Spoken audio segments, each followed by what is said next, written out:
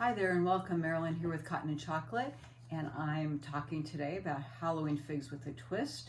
And we're in month 7 and it's August, and we're going to be on page 17, and we're doing block 14, which is the shooting star block. It's a really cute little block. This is the block right here, and it finishes at 8 by 8, 8.5 by 8.5 raw, 8 by 8 finished. So in your packet this month, of course we're doing 2 blocks. So in your packet you have a lot of different colors to work with. So you'll get all of these colors here. I have these set aside to talk to you about in the next block. And then the colors I'm working with today are just 3 colors. So you can elect to work with the colors in your packet. The only change that you might want to do, you can use this color that you got in your packet, which is orange with circles in the, and that's what it calls for. Or you can pick another color. This one is the orange zigzag.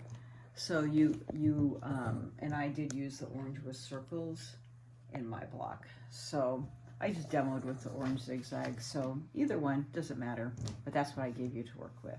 Okay, so it's very easy. So with the black zigzag, which if you're on your swatch card is this little blue, and that's what you have in your packet here. So it's this big piece of blue. You'll be using it again in the other block. You're going to be cutting piece A, which is a 3 by 3 inch square for the center. And then piece B, which is 3 3¼ by 1 7/8 inch squares. You're going to be cutting 8 of those, that piece right here, okay, for your little flying geese. The orange with circles, that pretty print right here, and it says from the 2 inch strip, you're going to be cutting 4 3 by 1 7/8 inch rectangles. You need 4 of those. So that's that little piece right here. That's piece C. And then from the ivory solid, you need to cut 4 1 7/8 by 3 inch pieces for right there. That's number D. And 16 1 7/8 inch squares. And that's going to go on your flying geese. Okay, so I have some of it made. Let's just go right into piecing. You're going to make your little flying geese. So I did use my folded corner clipper to make that. So I'm just going to take my rectangle and take my little yellow squares, do the first corner here. Now the only thing, now you should be really used to using this by now in the 14th block, okay? But the thing I want to point out is that this is 1 7/8.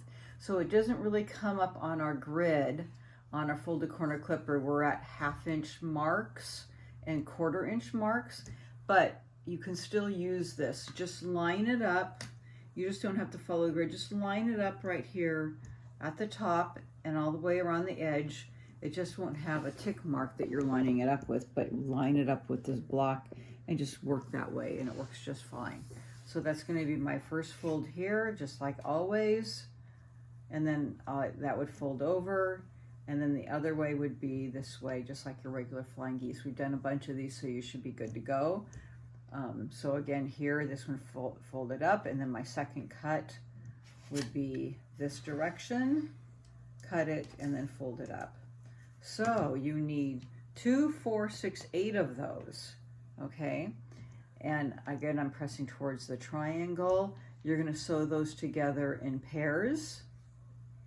So I'll have those all sewn together in pairs, and then I'll be pressing towards that blue triangle when I sew those together.